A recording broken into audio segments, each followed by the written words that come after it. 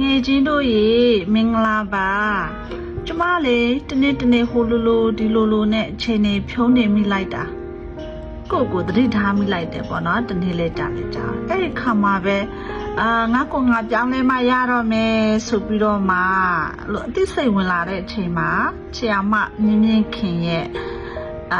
change your mind change your life ဆိုတဲ့စောက်ကလေးတုပ်ကိုတွေ့ရှိခဲ့ပါတယ်အစောက်ကလေးကတော့ကိုပြောင်းလဲဖို့အတွက်သင်ခန်းစာ25ချက်ဆိုပြီးတော့မှသူရေးသားထားတာကိုတွေ့ရပါတယ်